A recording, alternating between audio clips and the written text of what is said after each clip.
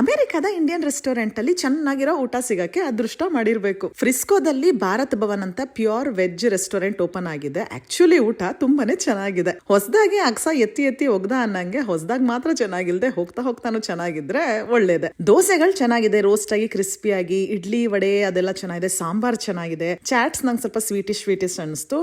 Weekend ಅಲ್ಲಿ ತಾಲಿ ಸಿಗುತ್ತಂತೆ, ಅದೊಂದು try ಮಾಡಬೇಕು, ಪೆಂಡಿಂಗ್ ಇದೆ. ಮೈಸೂರು ಮೊಂಡ ತುಂಬಾ ಚೆನ್ನಾಗಿತ್ತು. ಕಾಫಿ ಒಂದ್ ಚೆನ್ನಾಗಿಲ್ಲ, ಅದ್ಯಾವುದೋ ತಾಮ್ರದ ಗ್ಲಾಸ್ ತರದ್ರಲ್ಲಿ ಕೊಡ್ತಾರೆ, ಒಂಥರ ಆ ಗ್ಲಾಸ್ದು ಅದೇನೋ ಅದು ಅದ್ರದೇ ಸ್ಮೆಲ್ ಬರ್ತಿತ್ತು. 2 ಸತಿ ಕುಡಿದಿದ್ದೀನಿ, 2 ಸತಿನೂ ಹಂಗೆ ಅನ್ನಿಸ್ತು.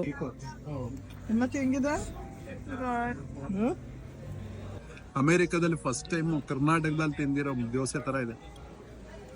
ರೆಸ್ಟೋರೆಂಟ್ ಶೆಫ್ನ ಜಡ್ಜ್ ಮಾಡೋದು ತುಂಬಾನೇ ಈಸಿ. ನಾವು ಮಾಡಕ್ ನಿಂತಾಗ ಗೊತ್ತಾಗುತ್ತೆ ಅಡುಗೆ ಏನ್ ಈಸಿ ಅಲ್ಲ ಅಂತ ಅಲ್ವಾ. ತುಂಬಾ ದಿವಸದಿಂದ ವಡಾ ಪಾವ್ ಮಾಡೋಣ ಅಂತ ಅನ್ಕೊಂಡಿದ್ದೆ. ಪಾವ್ ಬಾಜಿ ಬ್ರೆಡ್ಸ್ ಕೂಡ ಇತ್ತು. ಸರಿ ಇನ್ನೇನ್ ತಗೋ ಶುರು ಮಾಡ್ಬೇಡ ಅಂತ ಶುರು ಮಾಡಿದ್ದಾಯ್ತು. ಆಲೂಗೆಡ್ಡೆ ಬೇಯಿಸ್ಕೊಂಡು ಸ್ವಲ್ಪ ಆಲೂಗೆಡ್ಡೆ ಮಸಾಲೆ ರೆಡಿ ಮಾಡಿ ಬೋಂಡಾ ಮಾಡಕ್ಕೆ ಅಂತ ಕಡಲೆ ಹಿಟ್ಟು ಮಸಾಲಾನು ಎಲ್ಲ ready ಮಾಡ್ಕೊಂಡಿದ್ದಾಯ್ತು. Pav bhaji breads ready ಮಾಡಿ ವಡಾ ಪಾವ್ ಚಟ್ನಿ ಅಂತ ಒಂದ್ ಮಾಡ್ತಾರೆ, ಡ್ರೈ ಚಟ್ನಿ ತರ. ಅದಕ್ಕೆ ಬೋಂಡಾಗಳನ್ನ ಪ್ಲೇನ್ ಬೋಂಡಾಗಳು ಮಾಡ್ಕೊಂಡು ಅದಕ್ಕೆ ಬೆಳ್ಳುಳ್ಳಿ ಮತ್ತೆ ಚಿಲ್ಲಿ ಪೌಡರು ಸಾಲ್ಟು ಹಾಕಿ ಗ್ರೈಂಡ್ ಮಾಡ್ಕೊಂಡು ತರ್ತರಿಯಾಗಿ ಒಂದ್ ಸ್ವಲ್ಪ ಗ್ರೈಂಡ್ ಮಾಡ್ಕೊಂಡ್ರೆ ಅದೇ ಚಟ್ನಿ. ಆಮೇಲೆ ಆಲೂಗೆಡ್ಡೆ ಬೋಂಡಾ ಮಾಡ್ಕೋಬೇಕು.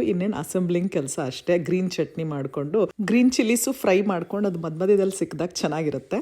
ಇದನ್ನ ಫುಲ್ ಫ್ಲೆಡ್ಜ್ ಆಗಿ ಸ್ಕ್ರಾಚ್ ಇಂದ ಮಾಡ್ತಿರೋದು ಫಸ್ಟ್ ಟೈಮೇ ಅನ್ಸುತ್ತೆ. ಇದೇನ್ ರೆಗ್ಯುಲರ್ ಆಗಿ ನಾವು ತಿನ್ನಲ್ಲ. ಒಂದ್ಸತಿ ಯಾವಾಗಲೂ ಯಾವುದೋ ಇವೆಂಟ್ ಅಲ್ಲಿ ತಿಂದಿದ್ವಿ, ಉತ್ಸವ ಇಷ್ಟ ಆಗಿತ್ತು. ಸರಿ ನನಗೂ ಇಷ್ಟ, ಯಾವಾಗಾರು ಮಾಡೋಣ ಅಂತ ಅನ್ಕೊಂಡಿದ್ದೆ. ಸೊ ಇವಾಗ ಟೈಮ್ ಕೂಡ ಬಂತು. ರೆಸಿಪಿ ಏನು ಯೂಟ್ಯೂಬ್ ಇನ್ಸ್ಟಾಗ್ರಾಮ್ ಅಲ್ಲಿ ಸಿಕ್ಕೇ ಸಿಗುತ್ತೆ. ನೀಟಾಗಿ ಅಸೆಂಬ್ಲಿ ಮಾಡ್ತಾ ಇರೋದು, ತಿಂತಾ ಇರೋದಷ್ಟೇ ಇವಾಗ.